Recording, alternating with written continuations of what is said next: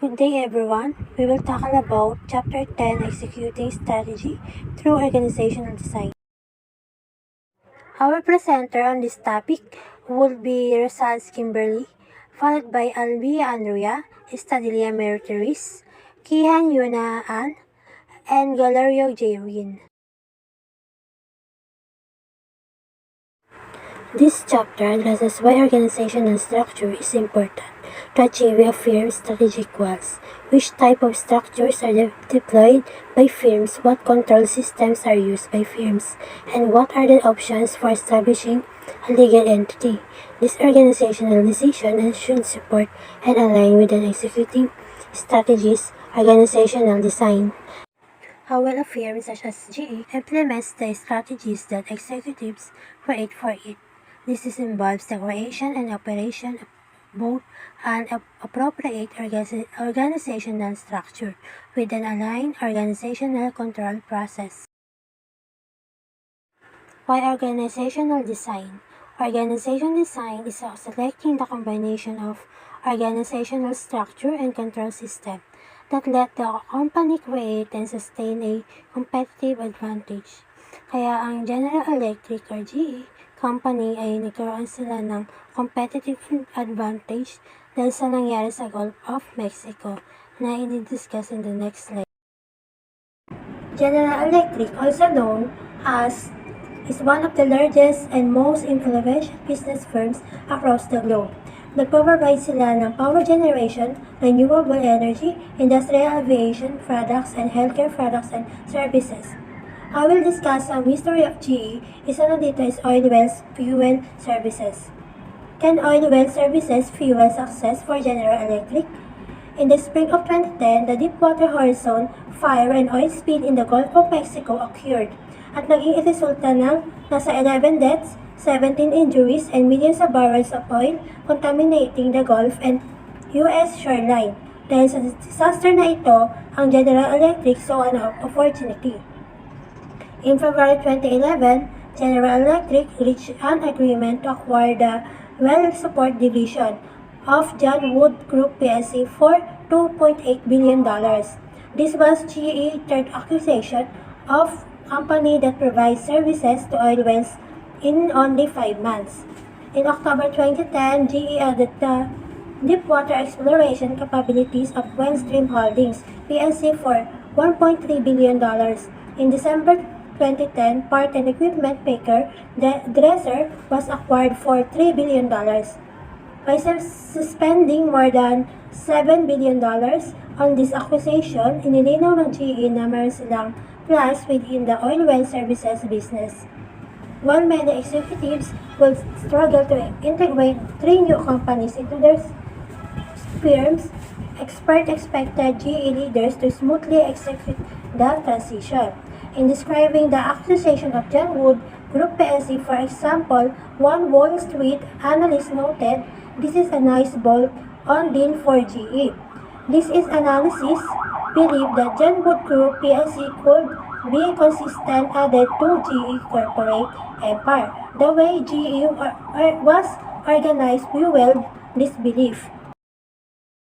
GE organizational structure includes 6 divisions, each devoted to specific product categories.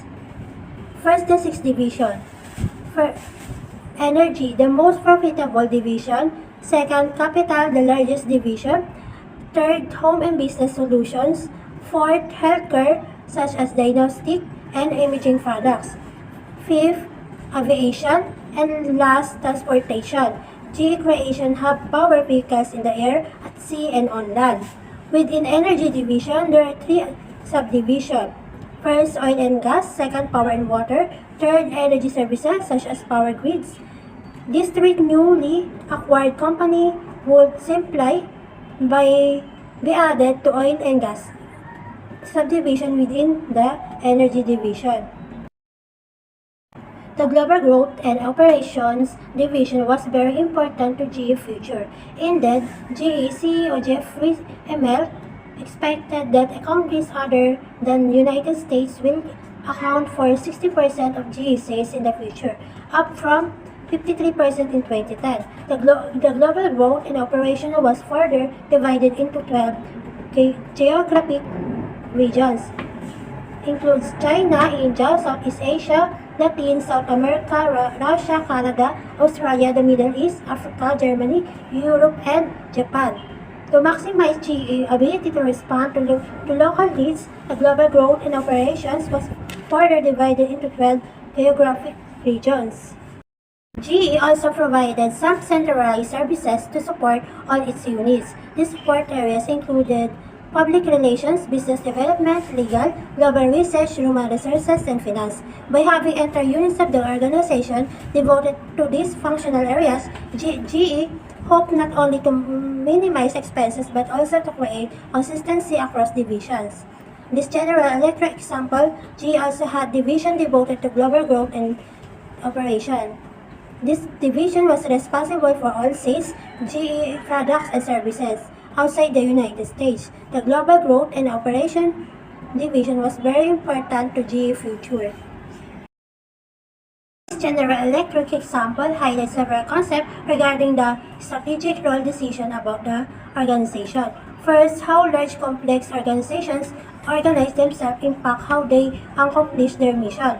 Also, assessing the external environment can open up organizational opportunities. Third, how acquisition and then integration of companies into a home firm can be challenging.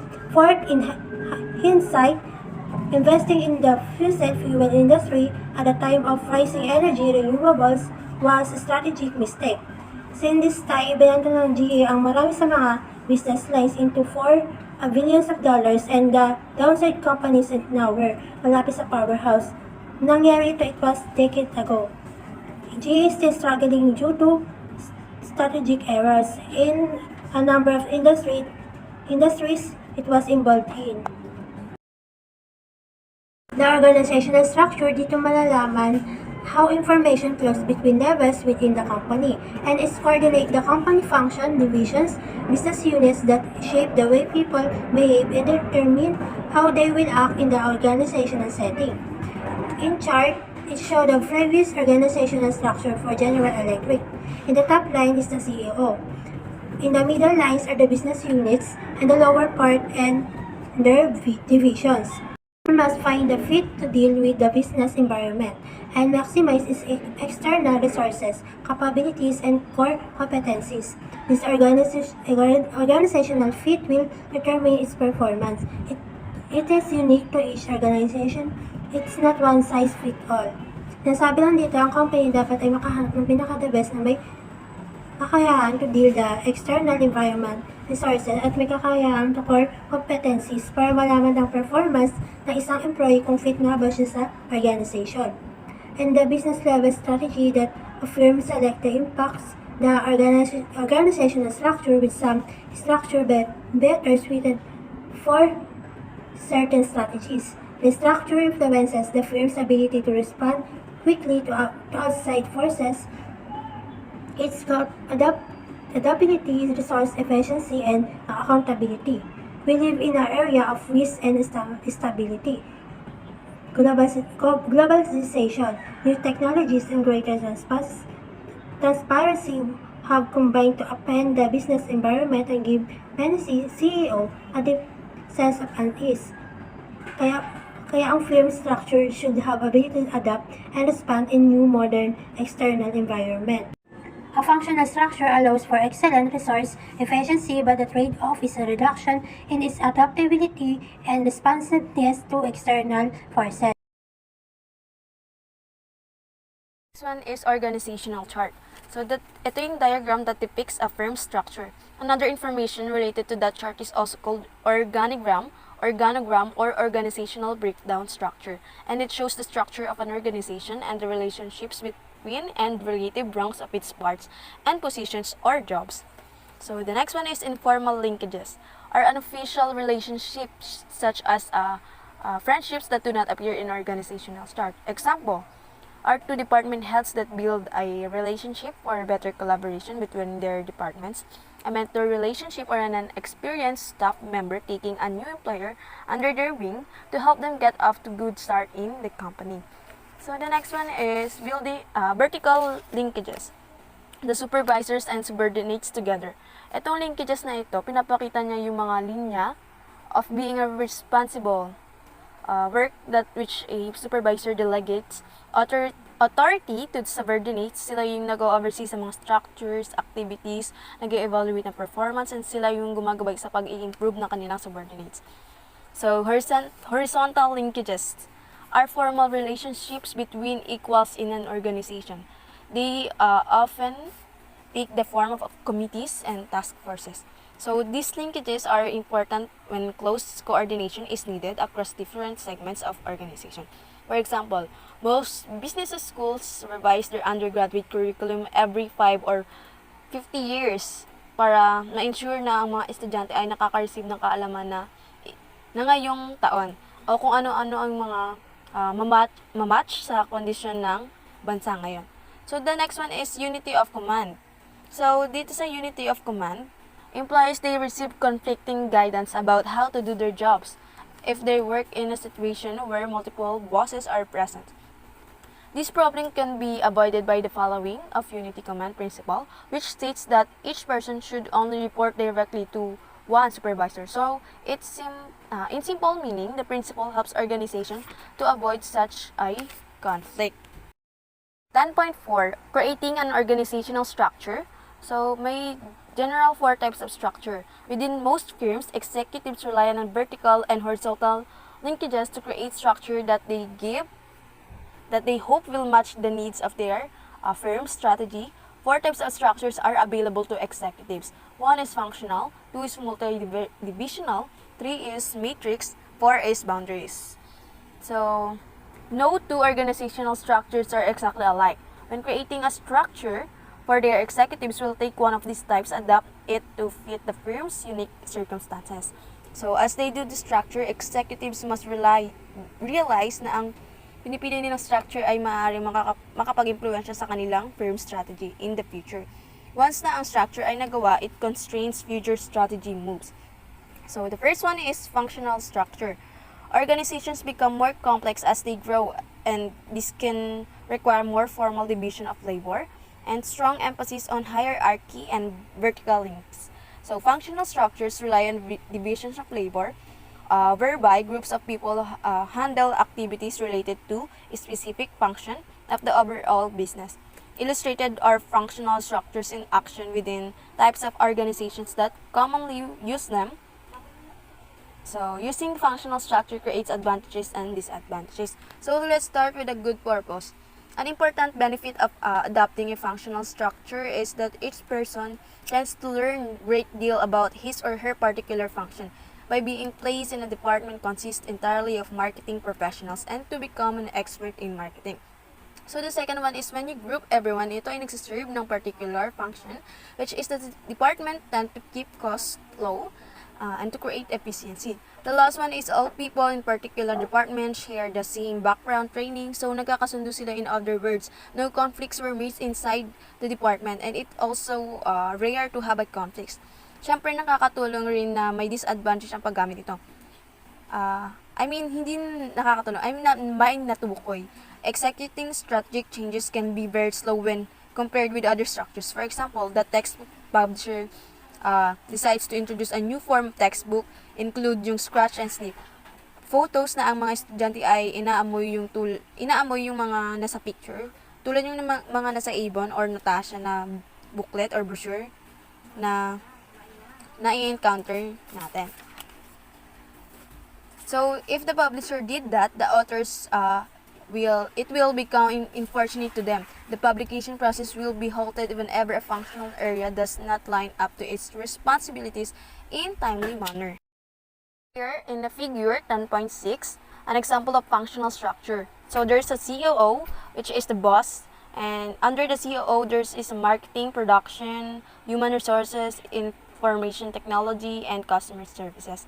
So multi-divisional structure. Many organizations offer a wide variety of products and services. Some of these organizations sell their offerings across an array of geographic regions. So, General Electric or GE, which is I discussed earlier, is an example of company organized. This way, as shown in the organization chart that accompanies this chapter's opening, Bignet, most of the company's employees belong to one of 6 product divisions, or energy, capital, home and business solutions, healthcare, aviation, and transportation, or to a division that is devoted to all GE's operations outside the United States, or any global growth and operations. So these approaches require firms to be very responsive to customers' needs. Yet, as noted, functional structures tend to be fairly slow to change. So as a result, many firms abandon the use of functional strategy or structure as their offerings expands. So yung mga new choices ay yung multi-divisional structure. So structure na to, ito yung mga employees na nahati into departments, and ito yung binabase sa product, area, and or geographic regions. A big advantage of multi-divisional structure is that it allows a firm to act quickly when General Electric makes a strategic moves, such as acquiring the well support division of John Wood Group PLC. Only the relevant division, in this case GE, needs to be involved in the integrating the new unit into GE's hierarchy. So, if General Electric were organized ginamit yung functional structure, yung transition as mas lalong bumabagal dahil lahat ng mga division na nilalaman ng kumpanya ay nadadamay. So, the next one is matrix structure. So, matrix structure, in contrast, rely heavily on horizontal relationships. In particular, these structures create cross-functional teams that each work on a different project. So, one concern is matrix structure violates the unity of commands principle because each employee is assigned multiple bases. Specifically, any given individual reports to a functional area supervisor, as well as one or more project supervisors. So, matrix structures is also used to organize research and development departments within many large corporations. In each of these settings, the benefits of organizing around teams are so great, they didn't often outweigh the risk of doing so. So, itong matrix structure offers several benefits like maximizing the organization, flexibility, enhancing the communication across the functional lines, and creating a spirit of teamwork and collaboration. It also helps develop new managers. So, a person without managerial experience can be put in charge of small project to see whether the person has talent for leading others. It also can create difficulties to like the other structure. So, it violates the unity of command principle dahil ang isang employee ay mayroong maraming bosses, so it can create a conflict.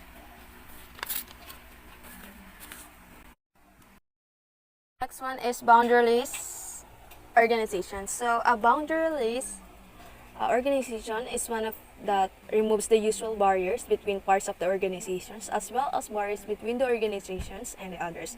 These organizations rely heavily on loose boundaries and the informal linkages. This boundaryless structure lends itself well to the free reign leadership style where the external environment changes quickly and for executing innovation strategies. So, etong boundaries na to, it eliminates all internal and external barrier. It's not possible, but making a progress toward being a boundaryless can help an organization become more flexible and responsible. These organizations work best in knowledge industries, such as information technology and communication firms. Nakaka-characterize siya by the frequent use of cross-functional teams and decision-making that is highly decentralized. So, reasons for changing an organization structure. So, creating an organizational structure is not one-time activity. Executives must revisit an organization structure over time and make changes to it if certain danger signs arise. Sometimes structures become too complex and need to be simplified. Many observers believe that this description fits Cisco. The company's CEO, John Chambers, moves turned away from a hierarchical emphasis toward a focus on horizontal linkages before Cisco's had 4 types of such linkages. Because it competes in fast-changing high-tech markets, Cisco needs to be able to make competitive moves quickly. The firm's complex structural arrangements were preventing this. So, for example, ang structure ay kailangan i-adjust if decisions with the organization are being made too slowly kapag ang isang organization ay mababang ang kanyang performance. So, that's it. That's the end of my topic. So, the next reporter will report a this one. Structure is a system that outlines how certain activities are directed in order to achieve the goals of an organization. These activities can include rules, roles, and responsibilities. Organizational structure provides guidance to all employees by laying out the official reporting relationship that govern the workflow of the company. A formal outline of a company structure makes it easier to add new positions in the company, as well provide a flexible and ready means for growth.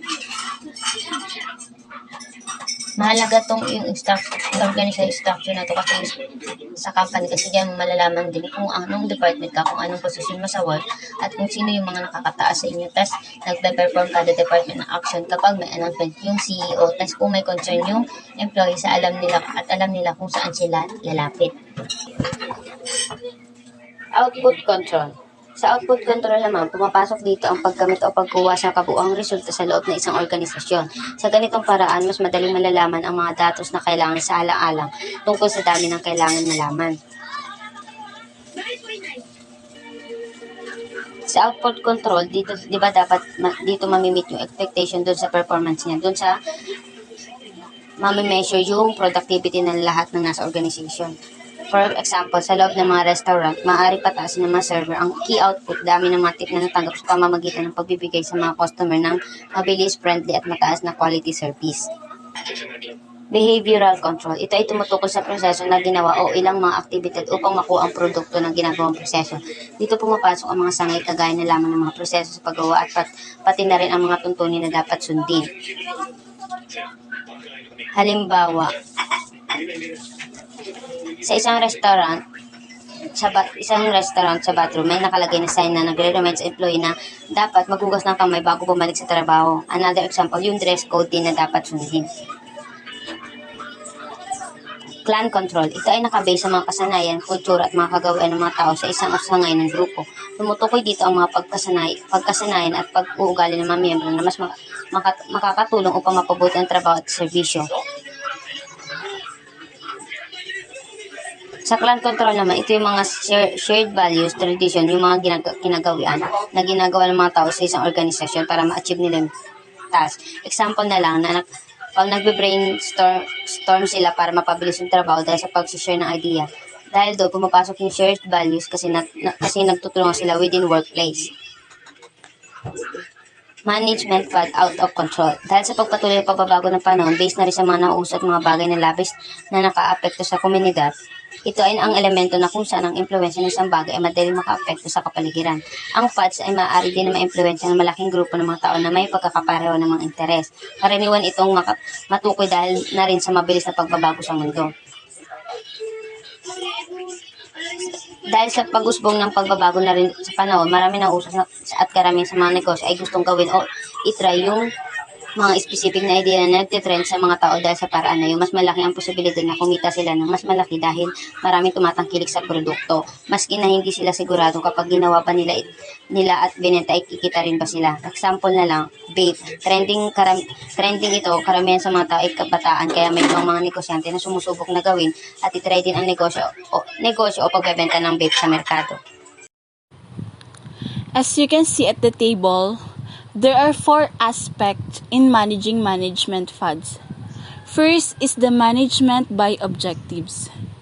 A supervisor and an employee create a series of goals that provide structure and motivation for the employee. A huge set of studies shows that setting challenging but attainable goals leads to good performance, but not every aspect of work can be captured by goal. It is a strategic approach to enhance the performance of an organization. It is a process where the goals of the organization are defined and conveyed by the management to the members of the organization. Napakahalagang alam ng isang manager ang bawat sitwasyon ng kanyang mga employee at mabigyan ng karapat-dapat at tamang pamamaraan para makamit ang bawat mitiin ng kanilang company. An important step in the MBO approach is the monitoring and evaluation of the performance and progress of each employee against the established objectives. Ideally, if the employees themselves are involved in setting goals and deciding their course of action, they are more likely to fulfill their obligation. The second aspect is the sensitivity training. Free-flowing growth discussions are used to lead individuals towards greater understanding of themselves and others. Because a mob mentality can take over a group, sensitivity training too often generates into hostility and humiliation. So, sensitivity training is a type of group training that focuses on helping organizational members to develop a better awareness of group dynamics and the rules in the group. Bakit nga ba napakahalaga nito sa isang kumpanya, lalo na sa isang baguang employee? Of course, to understand, be sensitive, and be able to adapt to the various needs, concerns, and characteristics of a multitude of different people. The third one is the quality circles. Volunteer employee groups develop to brainstorm new methods or processes to improve quality. Quality is important, but managers face trade-offs among quality, cost, flexibility, and speed. A singular obsession with quality sacrifices too much along other dimensions. It means that quality circle is a participatory management technique that enlists the help of employees in solving problems related to their own jobs.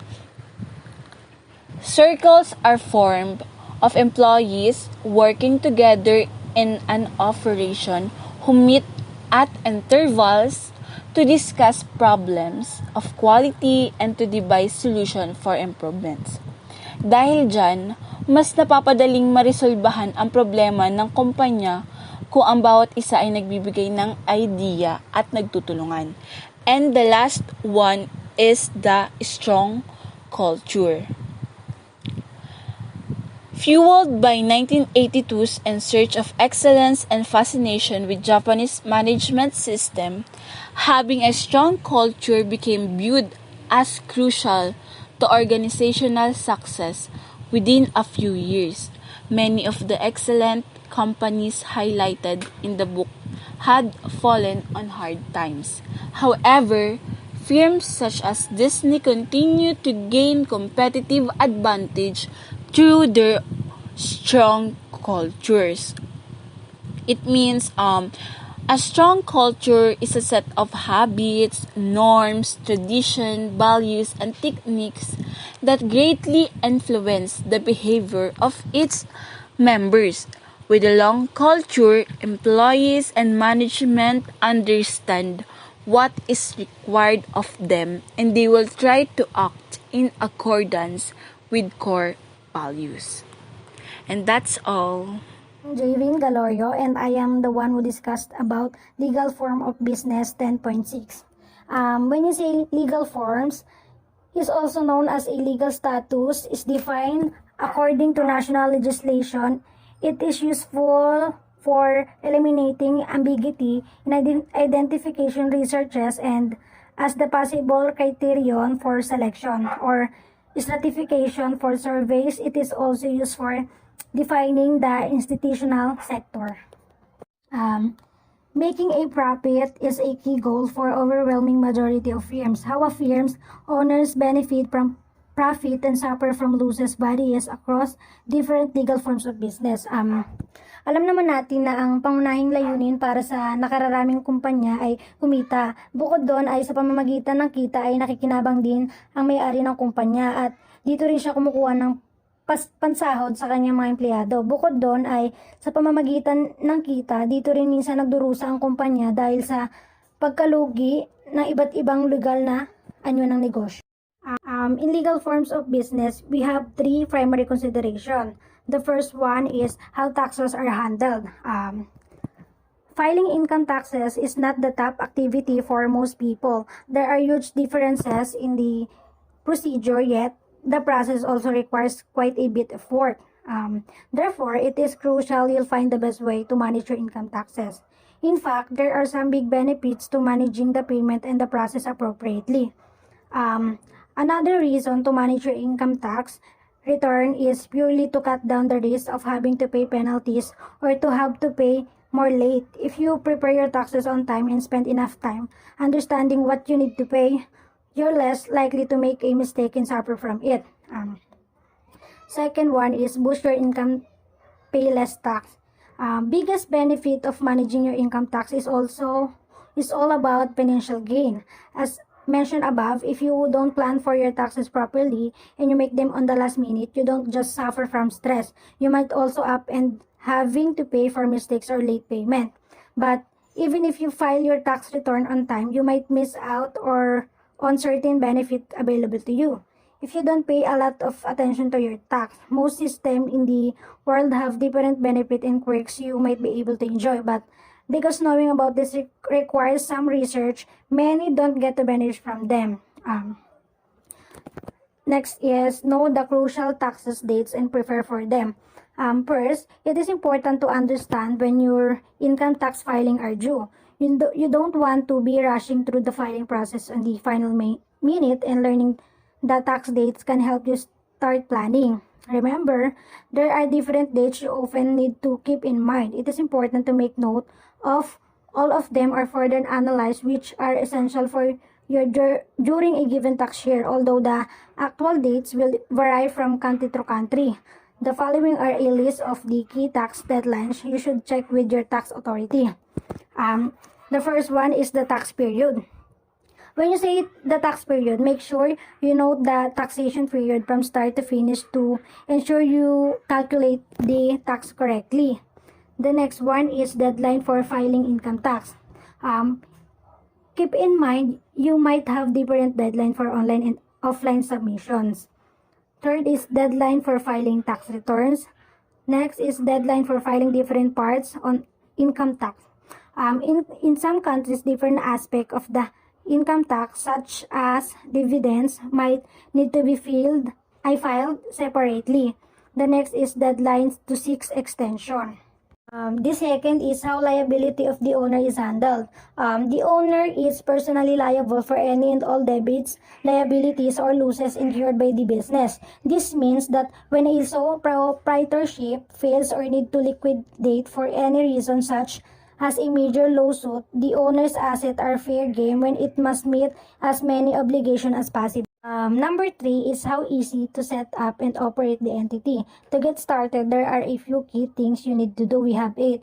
1 is select a company name. 2, choose an entity type. 3, form the entity the right way. 4, obtain an IN. 5, get a registered agent. 6, open a company bank account. 7, set up your books or hire a bookkeeper.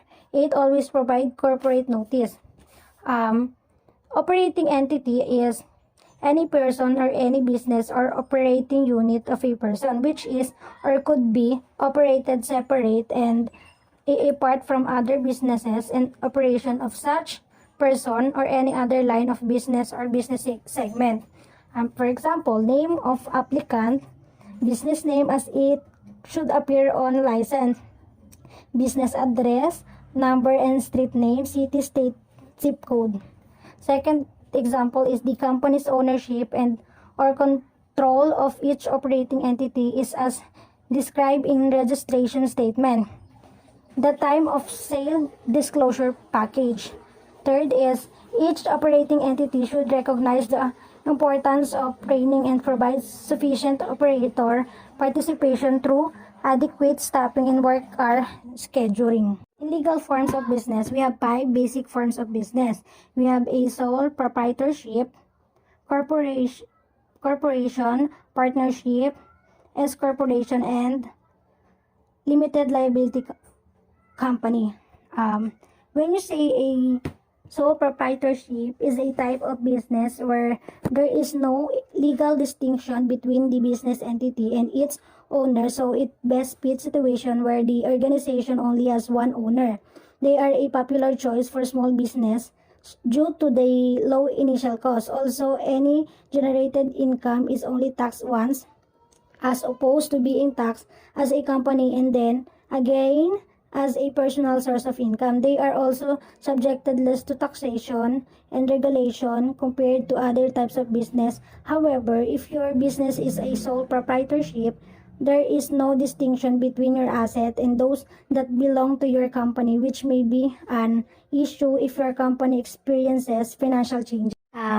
In a partnership, constitute a formal agreement between two or more individuals who agree to run a business together. It can also be established between two or more businesses or between businesses and individuals.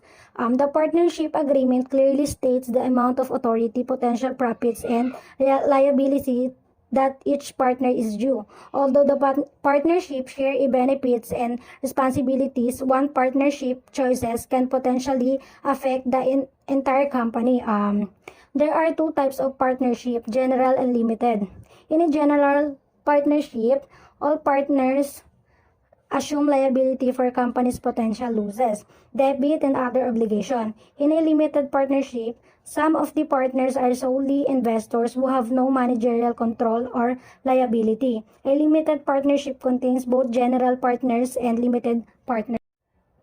Venture corporations are companies that have been authorized to act as a single entities. When a company's owners corporates their business, they essentially separate their personal liability from that of the company. Corporations have many of the rights and responsibilities that individuals enjoy, such as owning assets, hiring employees, and paying taxes. However, they are subject to state regulation, which a state-imposed board structure and taxation of both business and personal revenue. Owning a corporation is typically more flexible than other types of business as you can transfer it in form of stock. However, the high number of rules and regulations that a corporation must follow typically means you may have to pay higher costs for accountants and attorneys compared to other types of business. There are three kinds of corporations. One is C corporations. When you say C corporations, these corporations are taxed as business entities and the owners receive profit are then taxed again individually. When you say S corporations, deriving from small business corporation, this type of business organization divides into income and losses among its shareholders. This means that the corporation itself does not pay any income taxes, making it an effective way of avoiding double taxation. The third is non-profit corporations. When you say non-profit corporation, is these corporations are exempt from all taxes but they must operate without generating a profit. A non-profit corporation can achieve this if it invests all of its generated cash flow for expansion and future operations. This is a type of business organization that most often used by charitable entities.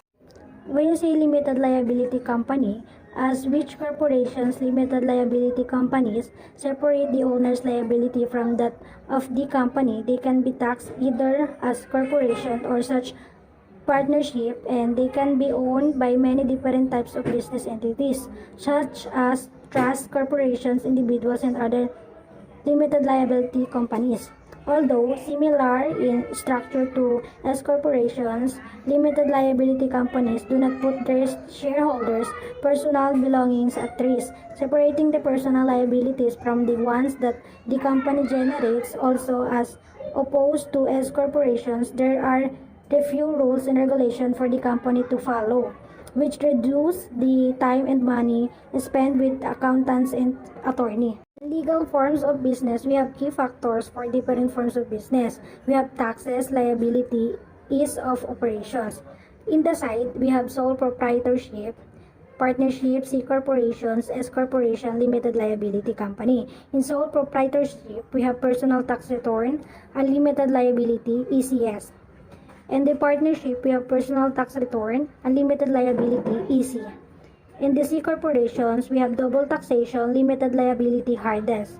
In S corporations, we have personal tax return, limited liability, and we have hard. And limited liability company, we have personal tax return, limited liability, and moderate.